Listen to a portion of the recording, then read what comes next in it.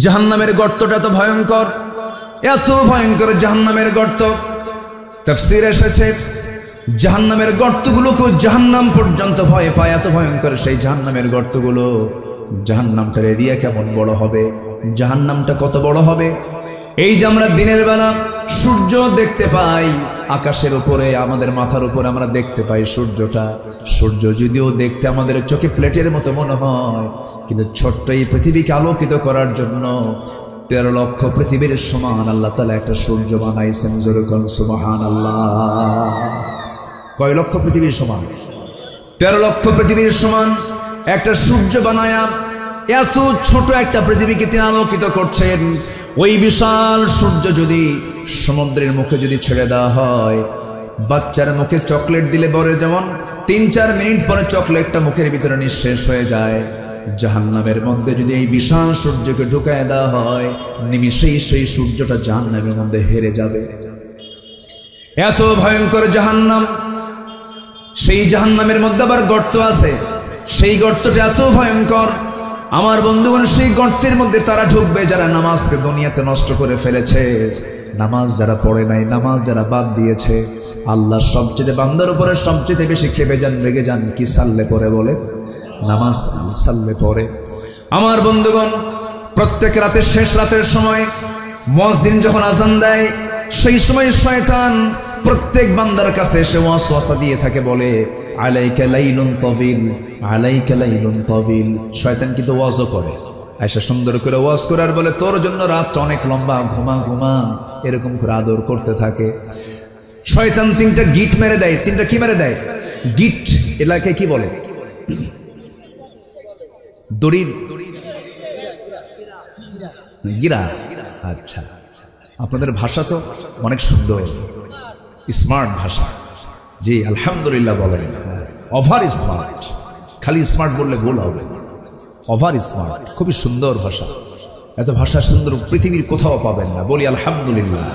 আমার একটা বহুল আলোচিত একটা ভাই, একটা মানে 1 মিনিটের একটা বক্তৃতা আছে ভাষার উপরে। যশোর তো যশোরই, তাই না? একটা বক্তব্য আমার আছে, আমি পরে শুনলাম যেটা নাকি সবাই শুনেছে।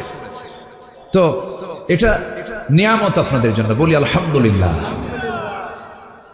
আপনার জন্ম যদি নোয়াখালী হইতো তাহলে কি হতো বলেন? আল্লাহ পাক বলতে পারেন, আল্লাহ আল্লাহ ফাক হয় না। পানিরে হানি কয়, পানিরে কি কয়? হানি কয়। ছেলেকে বাপ বলতেছে, শোবার সময় হয়ে গেছে, ঘুমানোর সময় হয়ে গেছে, ছেলে ঘুমাচ্ছে না, বাপ রেগে উঠে বলতেছে মুতিয়াই হুতিজা। কথা বোঝেন নাই? মুতিয়াই হুতিজা মানে পেশাব করে তাড়াতাড়ি শুয়ে পড়, মুতিয়াই হুতিজা। চিন্তা করেন ভাষার কি মানে কাফন দাফন হয়ে গেছে, একদম ভাষা শেষ। কিন্তু আপনাদের ভাষাটা অনেক সুন্দর ভাষা, বলি আলহামদুলিল্লাহ। তবে মায়ের ভাষা তো সব ভাষাই সুন্দর, সব ভাষাই। ওটাও একটা ভাষা, কিন্তু ভাষার রূপটা চেঞ্জ হয়ে গেছে। এই মজাও লাগে, মজা লাগে না? মজাও লাগে। সম্মানিত ভাইয়েরা, তাহলে আমরা নামাজকে ছেড়ে দেব?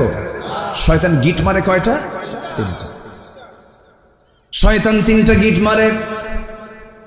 এর মধ্যে একটা গিট হলো বান্দাকে নামাজ থেকে দূরে রাখার জন্য 3টা গিট মেরে রেখে দেয়। 1 নাম্বার গিট যদি কোনো বান্দা ছুটাতে চায় শয়তানের, সঙ্গে সঙ্গে বান্দা যদি আলাইকা লাইলুন তাবিল, আলাইকা লাইলুন তাবিল এটাকে না মাথায় নিয়ে যদি সে গা ঝাড়া দিয়ে ওঠে, গা ঝাড়া দিয়ে ওঠার সঙ্গে সঙ্গে শয়তানের একটা গিট খুলে যায়। বান্দা যখন ওযু বানায় আরেকটা গিট ছুটে যায়। আবার যখন বান্দা ওযু বানায় যখন নামাজে দাঁড়ায় গেল, সঙ্গে সঙ্গে 3টা গিট ছুটে গেল। সারাদিন পর্যন্ত ওই শয়তান আর ওই বান্দার কাছে সহজে আরাম পায় না। জোরে বলে সুবহানাল্লাহ। তাহলে শয়তান তাড়ানোর মূল সময় কখন বলেন? বলেন কোন সময়? এই জাতি সবচেয়ে ঘুম পারে কোন সময় বেশি? বুরিকালি উম্মতি ফি বুকুরিহা।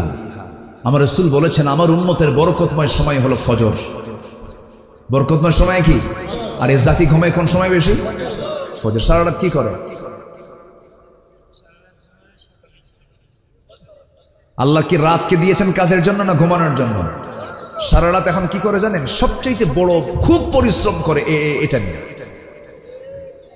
এটার কাজ খুব বেশি, এত মেহনত। বউ চলে গেল আপত্তি নেই। অনেকদিন আগে একটা ছেলে মোবাইল হারায় ফেলছে, আমাদের বলে হুজুর মোবাইল হারায় তুমি বিধবা হয়ে গেল। বোঝেন নাই? মানে এত আসক্তি, কত যে সময় নষ্ট হয় এই প্রযুক্তির পিছনে, কত সময় নষ্ট হয়, কত জিকির করা যেত, কত কাজ করা যেত, কোনো কাজ নাই, বেহুদা সময়টা নষ্ট হয়ে যায়। এই পৃথিবীকে আল্লাহ তাআলা সবচেয়ে দামি জিনিস দিয়েছেন, একটা সূরা নাজিল করেছেন, সেই সূরার নাম হলো সূরাতুল আসর, সময়ের সূরা। কিসের সূরা বলেন? সময়, দ্য টাইম। সময়কে আমরা দাম দেব। তাহলে আমাদের শয়তানকে নিজের শরীর থেকে আগে তাড়ানোর জন্য প্রথম উদ্যোগ নিতে হবে কোন সময়? বলেন কোন সময়? আজকে কি ফজর হবে সবার? আমি কিন্তু সাইজ করতেছি ধীরে ধীরে, রাগ করা যাবে না ভাই। রাগ করতেছেন আপনারা? আমার ওয়াজের ধরনটা একটু ভিন্ন। মানে কিছু ওয়াজ আছে এমন কান্দায়, বক্তা নিজেও কান্দে, শ্রোতাও কান্দে, কান্দে কুন্দে সারে যা। যখন বলা হয় বুঝলেন কি? বুঝলাম তো না, কানলাম ঠিকই, বুঝলাম না কিছু। তাহলে ওই কান্দে লাভ আছে বলেন? ওই কি বলে, একটা ছোট্ট মেয়ে 8 বছর বয়স, হাউ মাউ করে কান্দে। মা এসে বলতেছে, মা তুমি কান্দো কেন? তাও কান্দে। তো সন্তানের কান্না দেখে মা কে আর থাকে? মাও কান্দে। তো মা বেটির কান্না দেখে সব আশেপাশের প্রতিবেশী এরা এসে, এই বাপ দুই মা মেয়ের কান্না দেখে এরাও কান্দে। কান্দি শেষে এসে এখন সবাই মিলে প্রশ্ন করছে, মা আমরা তো সবাই তোমার জন্য কান্দলাম, কিন্তু তুমি কান্নলা কেন? এটা তো বুঝলাম না আমরা। কান্নার কারণটা কি একটু বলো? বলতেছে, কানলাম এই জন্য মা, আমার বয়স এখন 8 বছর। যখন আমার বয়স 18 বছর হবে তখন আমার বিয়ে হবে। বিয়ে হওয়ার পরে একটা বাচ্চা হবে, সেই বাচ্চাটা একটা ছেলে সন্তান হবে। ওর বয়স যখন 8 বছর হবে, ওই সময় যদি বাচ্চাটা মরে যায় আমি থাকবো কেমন? এই জন্য কান্দি। কি কথা কি বুঝতেছেন? তাহলে কান্নার কোনো কারণ হলো? কাঁদতেই যদি হয় আমরা কাঁদবো কার কাছে? ওই ফজরে উঠে কাঁদবো। আমার কান্না কেউ শুনবে না, শুনবেন শুধু কে? আমার অভাব কেউ দূর করবেন, অভাব দূর করবেন কে? আমার আল্লাহ। তাহলে আমরা সিদ্ধান্ত নিলাম, শয়তানের সারাদিনের প্রথম যে তার অপারেশন সেটা হলো গিট দিয়ে রাখে ঘুমন্ত অবস্থায়, ওই গিট ছুটাবো আমরা। দিন শুরু করব নামাজ দিয়ে, সেজদা দিয়া, আবার সুন্দর করে কোরআন তেলাওয়াত করব। যদি কোনো বান্দা ফজর নামাজটা জামাতে পড়ে, এশার নামাজটা যদি জামাত আদায় করতে পারে, গোটা রাত কিয়ামুল লাইল করলে যে সওয়াবটা হয়, আল্লাহ রাব্বুল আলামিন তার আমলনামায় সেই সওয়াব দিয়ে দেন। জোরে বলি সুবহানাল্লাহ, আরো জোরে বলি সুবহানাল্লাহ। আমার বন্ধুগণ, আরেকটা কারণ আল্লাহ রাব্বুল আলামিন বান্দাকে জাহান্নামের গর্তের মধ্যে ঢুকাবেন, সেটা হলো মন যা চায় তাই করা। মন যা চায় তাই কি করা যাবে নাকি? মন যা চায় তাই কি করা যাবে? আমাদের মন কি ভালো? আস্তে কর, আমাদের মন ভালো? মন তো ভালো না, আমাদের মন খুব খারাপ। মন চায় অনেক কিছু। আচ্ছা, পুরুষ যারা বসে আছেন তাদের কি মন চায় না একটু মেয়েদের দিকে চায়া থাকি? দেখেন, মানে নজর মনে দেই না, মনে হয় ভাবসা মনে হয় কি বলেন, মন কি চায় কিনা বলেন? যদি পুরুষ হন তাহলে হবে চাবেন। বলেন, পুরুষ যারা আছে নারীর প্রতি কি তাকাতে মন চায় না? চায় কিনা? চায়। মন তো চায়। তাকানো কি যাবে? পরনারীর দিকে তাকানো যাবে? তাকালে কি হবে? কে গুনাহ দেবেন? কার ভয়? তাকাবো না কার ভয়ে? তাহলে মনের ট্রিটমেন্টটা আমি নিজেই করলাম, আমি তাকাচ্ছি না। আল্লাহ বললেন আমি তোকে মুজাহিদের সওয়াব দিয়ে দিলাম। যেরকম সুবহানাল্লাহ। তাহলে মন কিন্তু প্রথম চান্সে খারাপ কিছু চায়। মন চায় ওরে ঠকাই, মন চায় ওরে কেমনে পেঁচের মধ্যে ফেলবো, মন চায় কেমনে মিথ্যা কথা বলবো, কেমনে ঠকাবো। মন তো শুধু খারাপ কিছু চায়। কিন্তু মনটাকে আপনি যদি ট্রিটমেন্ট করতে পারেন, আল্লাহ বলছেন সেই হচ্ছে সবচেয়ে বড় সফল। যেরকম সুবহানাল্লাহ। قد أفلح من تزكى قد أفلح من تزكى وذكر اسم ربه فصلى। সে ব্যক্তি সফল যে ব্যক্তি নফসের ট্রিটমেন্ট করতে পেরেছে। জোরে বলি সুবহানাল্লাহ। আল্লাহ রাব্বুল আলামিন বলেন ওয়াত্তাবাউশ শাহাওয়াত, যারা নফসের দাসত্ব করে দুনিয়া থেকে বিদায় নিয়ে নেবে, আমি তাদেরকে জাহান্নামের গর্তের মধ্যে ঢুকায় ফেলবো। মন যা চায় তা করা যাবে না। মন চায় আমার আইন দিয়ে আমি দেশ চালাবো, তা হবে না। মন আপনার চাইবে, হবে না, কারণ আল্লাহ বলছেন তোর আইন দিয়ে নয়, আমি আল্লাহ আমার আইন দিয়ে তোর দেশ চালাতে হবে। জোরে বলেন ঠিক কিনা? মন যা চায় তাই করা যাবে না। আল্লাহ রাব্বুল আলামিন সূরাতুল আহজাবের 35 নম্বর আয়াত আমি একটু মিলায়ে দিচ্ছি। আগের থেকে যোগসূত্র মিলায়ে দিয়ে আয়াতের সঙ্গে আমি ঢুকে যাচ্ছি, আয়াতের সঙ্গে মিলায়ে দিয়ে আমি আয়াতের গভীরে আস্তে আস্তে চলে যাচ্ছি। আমার বন্ধু আল্লাহ রাব্বুল আলামিন বান্দাকে ডাক দিয়ে বলছেন, বান্দারে 10টা গুণে গুণান্বিত যদি হতে পারো, আমি তোমাকে 2টা পুরস্কার দিয়ে দেব। 1 নম্বর হলো সাধারণ ক্ষমা, আর আমি তোমার জন্য বিশাল বড় পুরস্কার আমি জান্নাত রেখে দিয়েছি। 10 কাজে কয় পুরস্কার? 10 কাজের কয় পুরস্কার? একটা হলো ক্ষমা। একটা কি? ক্ষমা। কে করে দিবেন? কে করে দিবেন? আর জান্নাত কে দিয়ে দিবেন? সবাই কি জান্নাত নিতে চান? জান্নাত ছোট না বড়? পৃথিবী বড় না জান্নাত বড়? সর্বনিম্ন জান্নাত হলো 10টা পৃথিবীর মতো একটা জান্নাত। কয়টা পৃথিবী বলেন? ছোটখাটো হয়ে গেল মনে হয় না? আমি আগে চিন্তা করতাম, হানিফ ভাই, চেয়ারম্যান ভাই, আমি আগে চিন্তা করতাম, চেয়ারম্যান ভাই, আমি আগে চিন্তা করতাম, ছোটবেলা ওয়াজ শুনতাম তো, আগে তো এত বুঝিনি। আব্বাকে বলতাম, আব্বা এই যে বক্তা যে ওয়াজ করতেছে, একটা লোককে সর্বনিম্ন 10টা পৃথিবীর মতো একটা জান্নাত দেওয়া হবে, এত জায়গা কই? এটা ব্রেনে খেলতো না। এত জায়গা আল্লাহ কোথায় রাখছে? এই জনে জনে, তাও নিম্ন জান্নাত হলো 10টা পৃথিবীর মতো একটা জান্নাত, এত জায়গা কোথায়?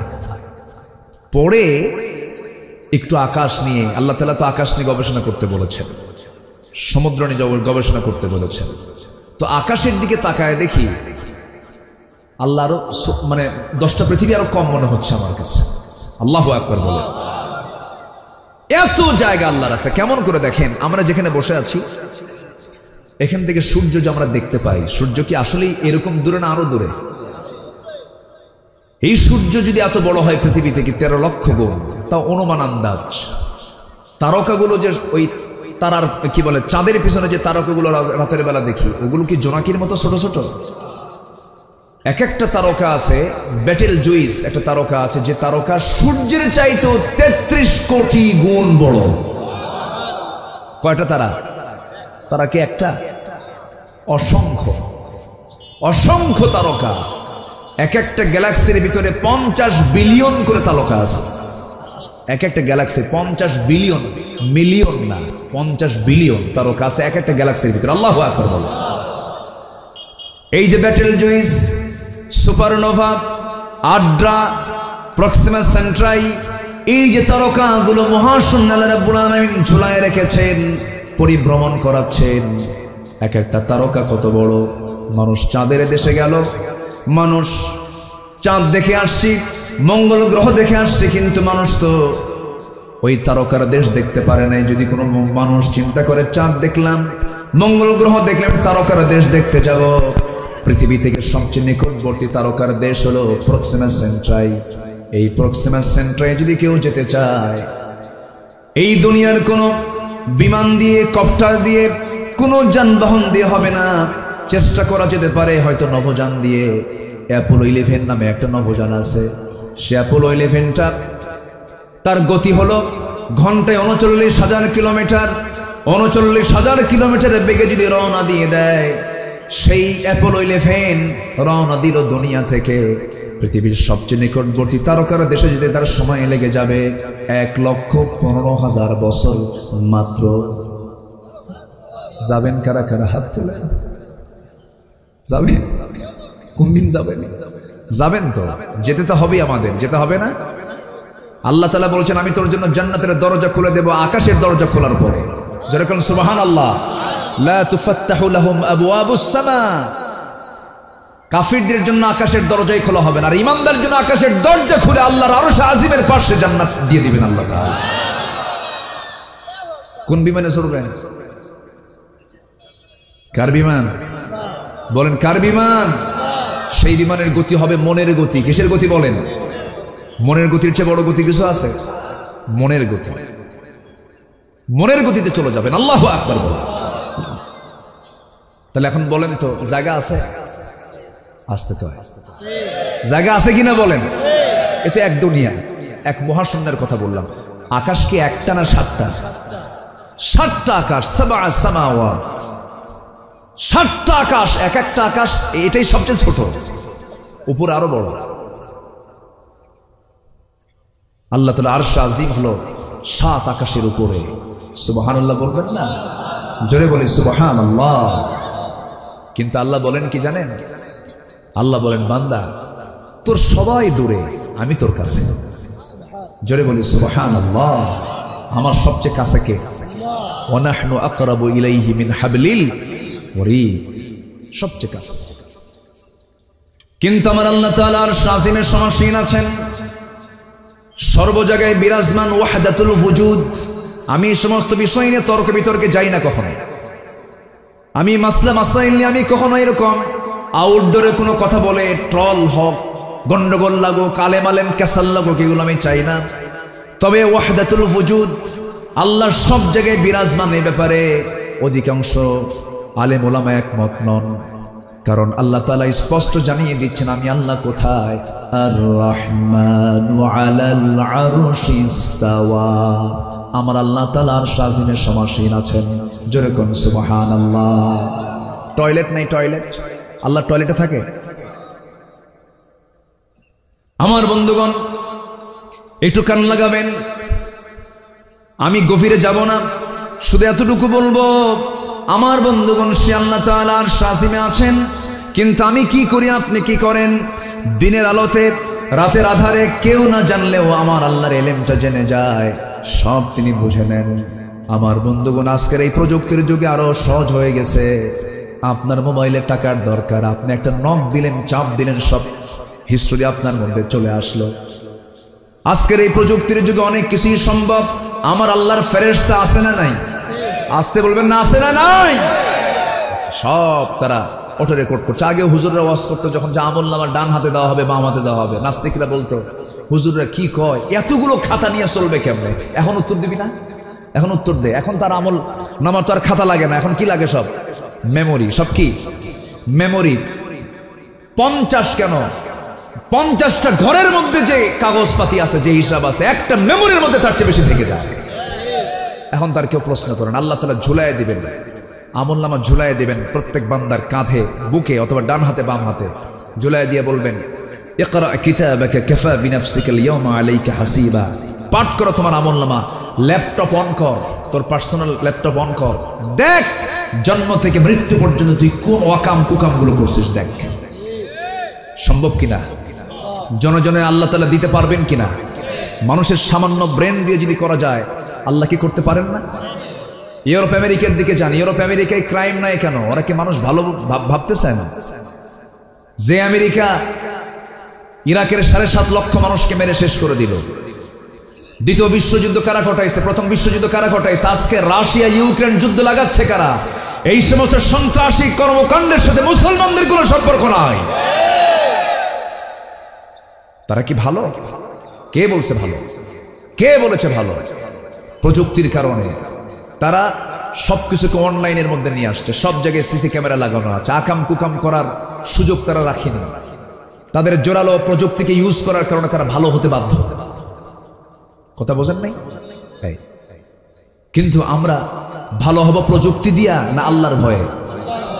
আমরা ভালো হব কার ভয়ে? আসতে বলবেন না, কার ভয়ে? আমেরিকা কিসের মডেল আমাদের বলেন? ইউরোপ আমাদের কিসের মডেল? যে দেশে পুরুষ পুরুষকে বিয়ে করে, পুরুষ পুরুষকে বিয়ে করে, নারী নারীতে আসক্ত হয়, যা কুত্তা বিলাইয়ের মধ্যেও নাই। কুকুরে এত জঘন্য না। সমকামিতাকে প্রমোট করা হচ্ছে আমার দেশে।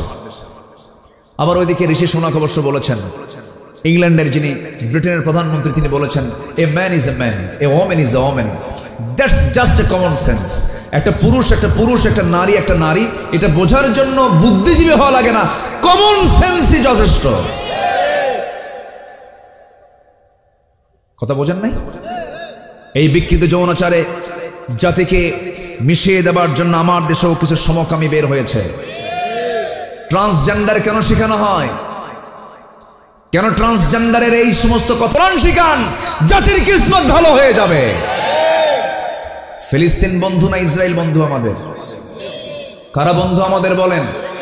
কারা বন্ধু? ক্লাস 10-এর সিলেবাসে কেন ফিলিস্তিনের মানচিত্র না দেখায়, কেন ইসরায়েলের মানচিত্র দেখানো হয়? ইসরায়েল কি বৈধ না অবৈধ?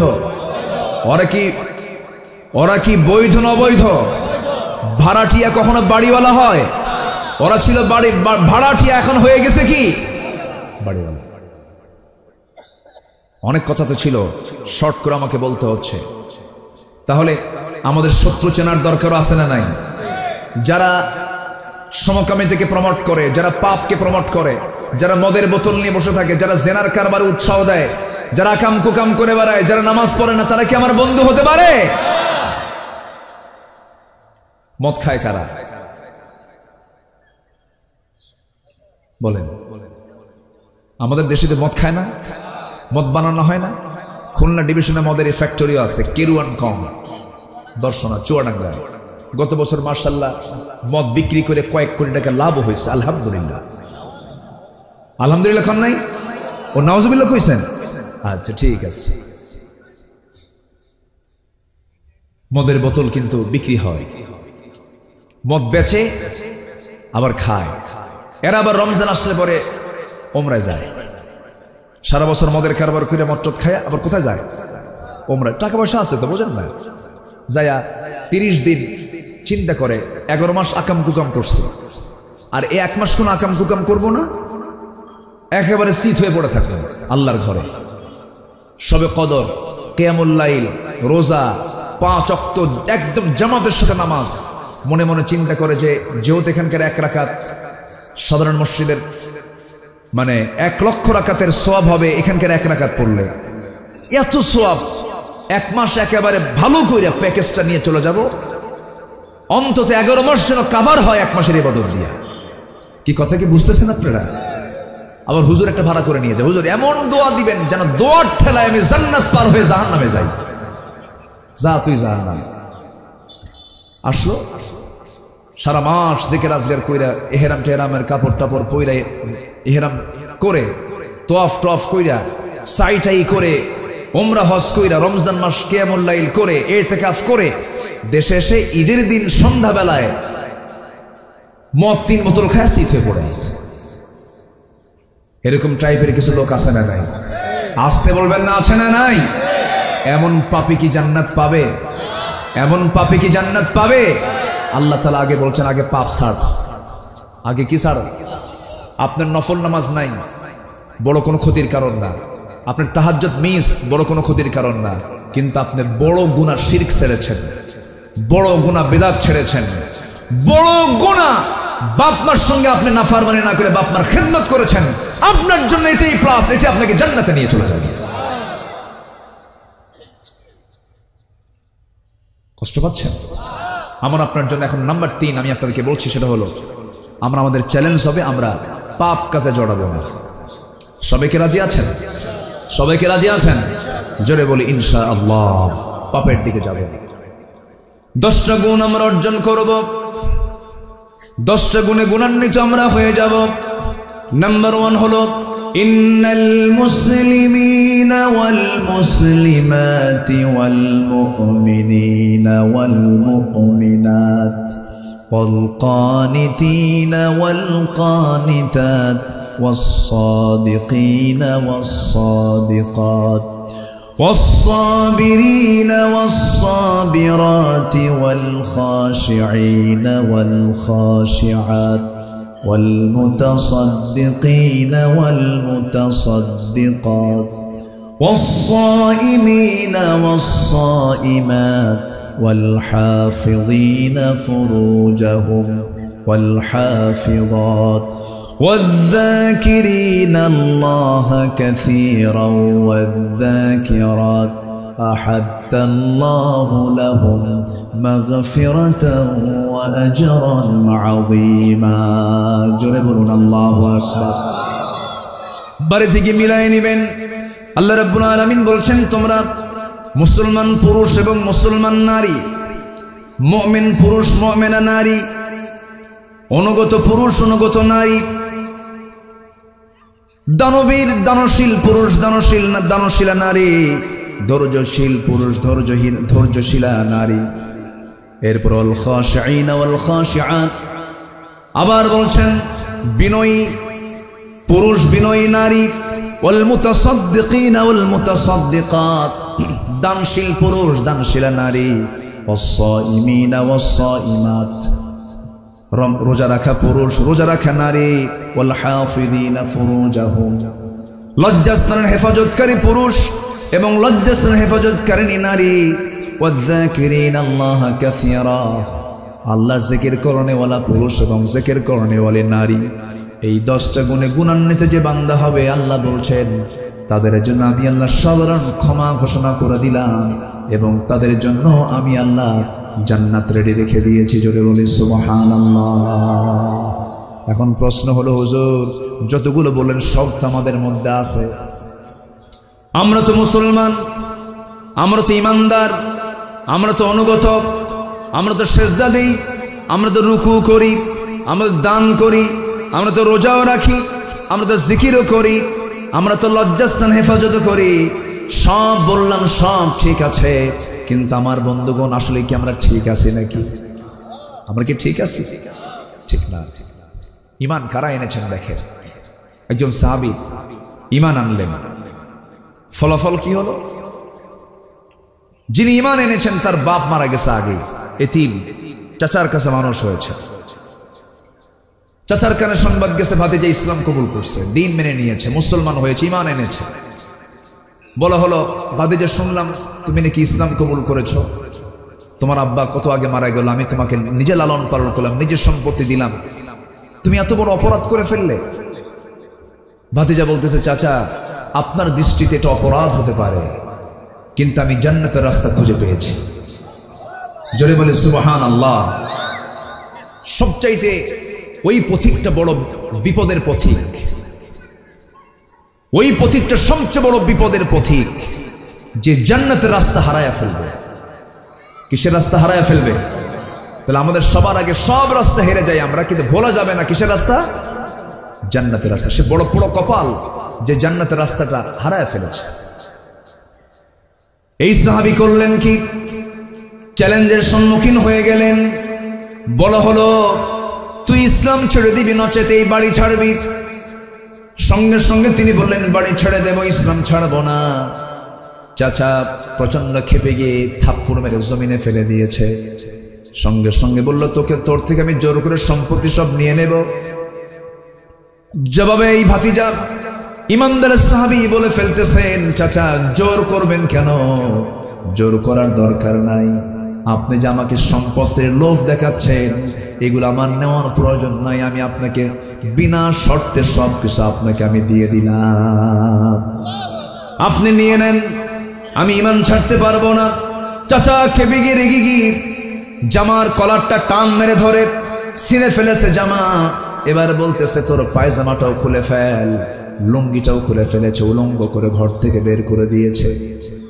আমার বন্ধুগণ, এই সাহাবী মার দরজার সামনে গিয়ে বলে, মা দরজা খুলে আমার দিকে তাকাবা না, আমি উলঙ্গ। আমার চাচা আমার শরীর থেকে লুঙ্গি পর্যন্ত খুলে নিয়েছে, আমাকে কোনো মতো সতর ঢাকার জন্য একটা চাদর দিয়ে দাও মা। একটা চাদর দিয়ে দেওয়া হলো।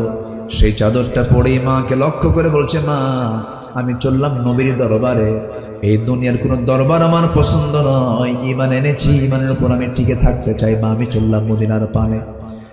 ওই সাহাবীর বাড়ি ছিল মক্কা এবং মদিনার ঠিক মাঝখান বরাবর। ওই সাহাবী শীতের রাতে রওনা দিয়েছেন, প্রচন্ড শীতকাল। আরবের দেশগুলোতে বছরে 2 মাস 1.5 মাস শীত থাকে, প্রচন্ড শীত থাকে। ঠান্ডার ভিতরে কোনো মতো সতরের কাপড়টা পেয়ে রওনা দিয়েছেন। নবীর বাড়ির কাছে গিয়ে পৌঁছেছেন, দরজার কাছে গিয়ে পৌঁছেছেন। দরজায় কড়া নাড়লেন, নবীজি দরজা খুললেন। খুলেই দেখেন সুন্দর যুবক একটা, কিন্তু গায়ে কোনো কাপড় চোপড় নাই, কোনো মতো সতর ঢাকানো। নবীজি কোনো কিছুই জিজ্ঞাসা করলেন না, ভিতরে চলে গেলেন। সুন্দর 2টা জুব্বা, আমার নবীজির ব্যবহৃত 2টা জুব্বা হাতে করে নিয়ে এসে বলছেন, ও বস্ত্রহীন যুবক, এই যে আমার জুব্বা দিলাম, জুব্বাটা তুমি গায়ে লাগাও। এরপরে রাসূল বললেন, ও যুবক, আমি তোমাকে চিনি নাই, তুমি কে? আমি আব্দুল উজ্জা। কেন আব্দুল উজ্জা কোনোদিন হতে পারে না, তুমি হলে আব্দুল্লাহ। হুজুর, আমি ইসলাম কবুল করে নিয়েছি। হুজুর, ইসলাম কবুল করার কারণে আমার বাড়ি থেকে আমার চাচারা সমস্ত সম্পত্তিগুলো সিজ করে আমাকে বাড়ি থেকে বের করে দিয়েছে। আমি বাড়ি থেকে বের হয়ে চলে এসেছি চিরতরে, সমস্ত সম্পত্তি দিয়ে এসেছি, কিন্তু আমি আমার ইমানের দৌলতটা আমি হাতে সংরক্ষণ রেখেছি। নবীজি বুকের সঙ্গে জড়াইয়া ধরলেন, জড়িয়ে ধরে বলছেন, ও আমার প্রিয় সাহাবী আব্দুল্লাহ, তোর চাওয়া কি বল?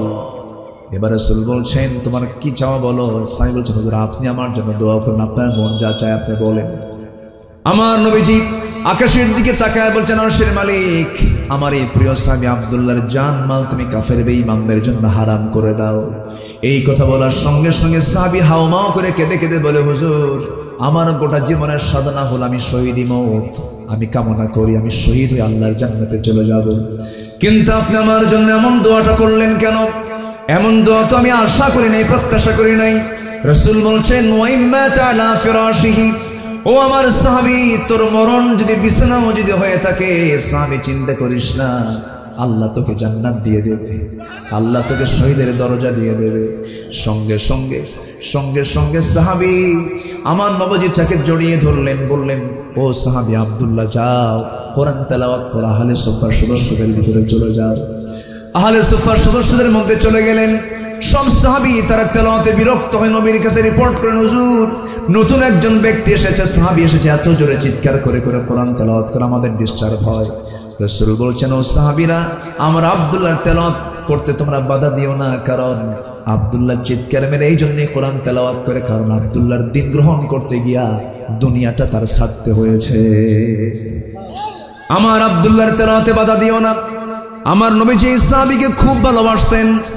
একদিন আমার নবীজি সাহাবে কেরাম কিনে যুদ্ধের ময়দানে চলে গেলেন। আব্দুল্লাহ যুদ্ধে অংশগ্রহণ করেছেন।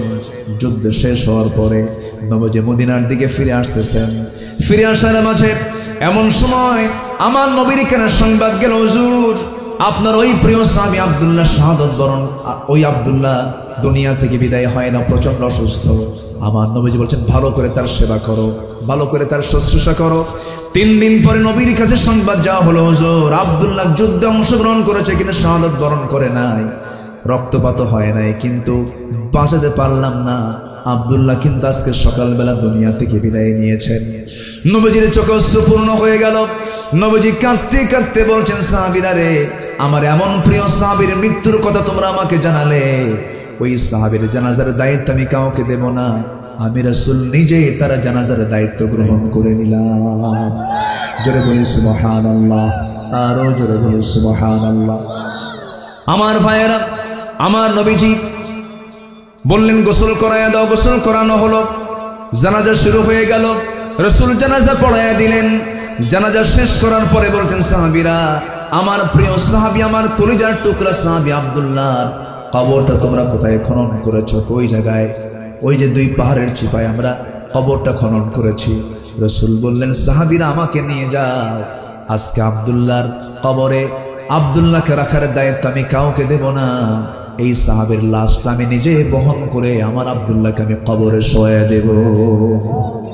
আমার নবীজি কবরের সামনে চলে গেলেন, কবরে মাটিতে নামলেন, হাতটা গায়ে দিলেন। এমন সময় লাশটা যখন হাতে দেওয়া হলো, রাসূল বলছেন, আমরা আবু বকর ডানে নামো, ওমর বামে নামো।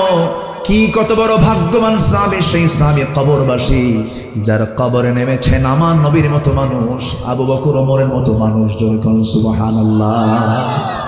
আমার নবীজি এবার বলছেন, লাশটা দিয়ে দাও হাতে। শোয়া দিলেন আব্দুল্লাহকে নবীজি নিজ হাতে, বুকের উপরে হাত রেখে কেঁদে কেঁদে আরশে আজিমের মালিকের দিকে লক্ষ্য করে বলছে, আল্লাহ তাআলা, এই আমার আব্দুল্লাহর মৃত্যুর দিন পর্যন্ত, এই মুহূর্ত পর্যন্ত আমি আব্দুল্লাহর উপরে রাজি আছি, সন্তুষ্ট আছে, তুমি আল্লাহ মাফ করে দাও। এই দোয়াটা যখন করলেন, পাশে একজন সাহাবী, খুব সচেতন সাহাবী, আল্লাহওয়ালা সাহাবী, সাদ ইবনে আবি ওয়াক্কাস রাদিয়াল্লাহু তাআলা আনহু চিৎকার মেরে মেরে পাগলের মতো বলছেন, আরে ওরে সাদ, তোর মতো হতভাগা বান্দা এই দুনিয়াতে নাই। এই সাদ বিন আবি ওয়াক্কাস আজকে জীবন্ত সাহাবী না, জীবন্ত সাদ না হয়ে যদি মরা সাদ হতো, এই কবরবাসী যদি হয়ে যেত, এই সাদের জীবনটা বড় ভাগ্যবান হয়ে যেত। যেরকম সুবহানাল্লাহ। আমার ভাইরা, আমার বন্ধুগণ, ইমান টেনেছি, ইমানটার যত্ন আমরা নেব। জোরে বলি ইনশাআল্লাহ। ইমানের যত্ন আছে না নাই বলেন? যত্ন আছে। বাগান সাজাবেন, মেহনত করতে হয়। জঙ্গল বানাবেন, কোনো মেহনত লাগে না। ইমান এনেছি, ইমানের যত্ন নিতে হবে। খারাপ হবেন, খারাপের জন্য কোনো যত্নের প্রয়োজন হয় না। ইমান যখন এনেছি, প্রথম আহ্বান আমরা নামাজ পড়বো। কি পড়বো বলেন? নামাজ পড়বো। নামাজের জন্য কি শিখতে হবে বলেন? কোরআন শিখতে হবে। কোরআন শিখবো। জোরে বলে ইনশাআল্লাহ। নামাজটা শুরু করব কোন নামাজ দিয়ে বলেন? কার গিট ছুটাবো? কার গিট ছুটাবো? শয়তানের গিট ছুটাবো। এরপর ইমানের যত্ন নেব আমরা। ইমানের মধ্যে শিরিক ঢুকাবো না, ইমানের মধ্যে বেদাত ঢুকাবো না, ইমানের মধ্যে সুদ ঢুকাবো না, ইমানের মধ্যে মদ ঢুকাবো না, ইমানের মধ্যে বেনামাজি লোককে ঢুকাবো না, ইমানের মধ্যে আমার সেই নেতাকে ঢুকাবো না যে নেতা নামাজ পড়ে না। ঠিক কিনা?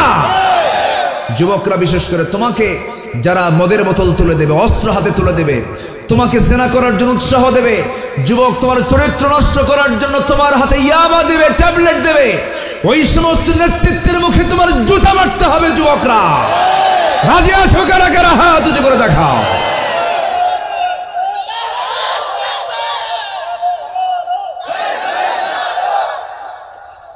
আল হাদিসের আলো, কোরআন সুন্নাহ যেখানে, আল কোরআনের আলো।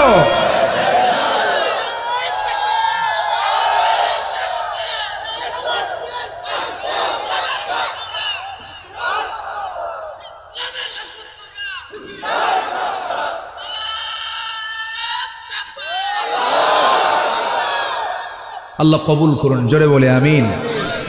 আজান তো বহু আগে হয়ে গেছে মনে হয়। আজান মনে হয় হয়েছে না? আজান হচ্ছে মনে হয়। সম্মানিত ভাইয়েরা, সম্মানিত বন্ধুগণ, আমরা নামাজ পড়ি না ইনশাআল্লাহ? নামাজ পড়ি তো?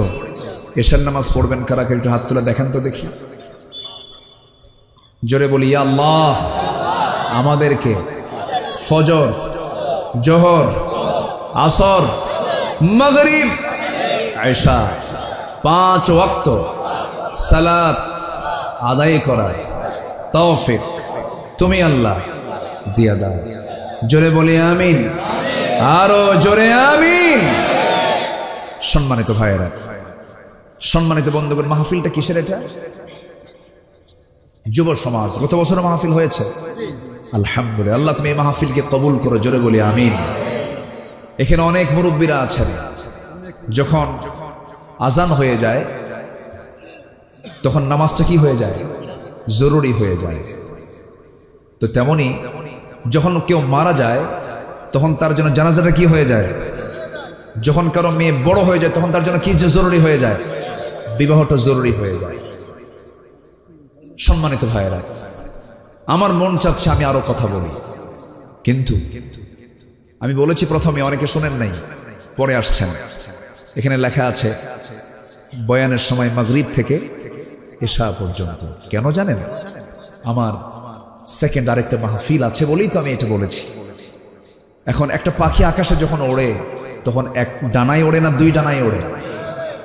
যদি আমাকে একটু আগে বলেন, 1 বছর আগে যদি বলেন, আমি ফুল একটা টাইম, যেটা মাহফিলের মূল যৌবনকাল, এশার পর আমার দেশের মানুষ খাওয়া দাওয়া করে, আর এটা তো শহরতলি, একদম যশোরের একদম কাছাকাছি, মানুষ আসতে পারে নাই, তো অনেকে আফসোস করবে।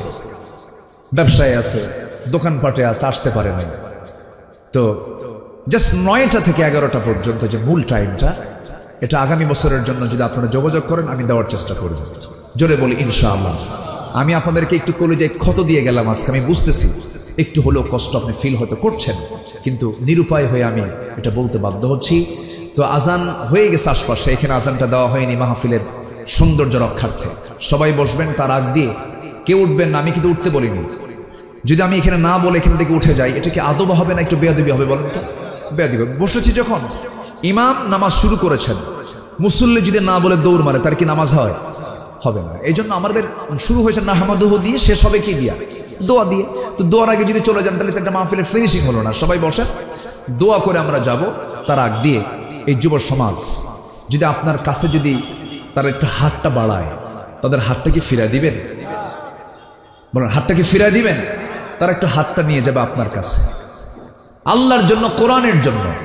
আমার মা বোন যারা আসছেন তাদেরকেও আমি অনুরোধ করব, একটু যাচ্ছে যে যা পারি আমরা দিল থেকে দেওয়ার চেষ্টা করব। জোরে বলি ইনশাআল্লাহ। একটা লোক যাবেন না, সবাই দোয়া করে আমরা এখান থেকে বিদায় নেব। চাদর যাচ্ছে, ব্যাগ যাচ্ছে, জিকির করি সুবহানাল্লাহ আলহামদুলিল্লাহ লা ইলাহা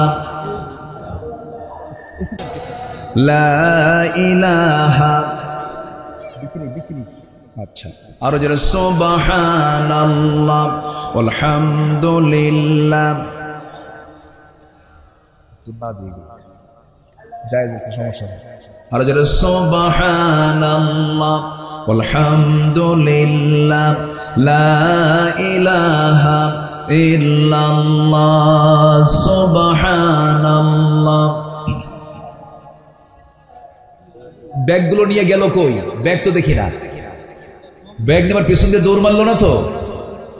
হ্যাঁ, সবাই দেন। একটু আমি মজা করে বললাম না, এরকম না ইনশাআল্লাহ। যশোরবাসী অনেক ভালো, খুব ভদ্র, আলহামদুলিল্লাহ। আল্লাহ তুমি যশোরের সমস্ত বালা মুসিবত থেকে যশোরবাসীকে তুমি হেফাজত করো, সমস্ত ফিতনা থেকে তুমি আল্লাহ বাঁচাও।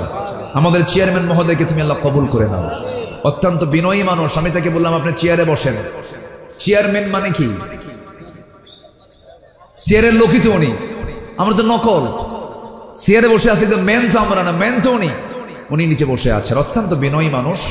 তো আল্লাহ তাআলা তুমি তার এই নমনীয়তাকে দ্বীনের জন্য কবুল করে নাও। খলিফা ওমর ফারুকের যোগ্য উত্তরসূরি বানায় দাও। জোরে বলি আল্লাহুম্মা আমিন। যে যেখানে আছে আমরা বসে পড়ি। আমরা চাইবো কার কাছে বলেন তো? আল্লাহর কাছে আমরা চাবো। আমি কিন্তু কয়েকটা কাজ দিয়ে গেছি, মনে থাকবে তো সবার মনে থাকবে তো? এই বছর আমরা কোরআন শিখবো, আর সামনে বছর আমরা কোরআন বুঝবো। জোরে বলি ইনশাআল্লাহ। জি, সবাই বসেন। সবাই আমরা আল্লাহর কাছে চাইবো। কার কাছে চাইবো?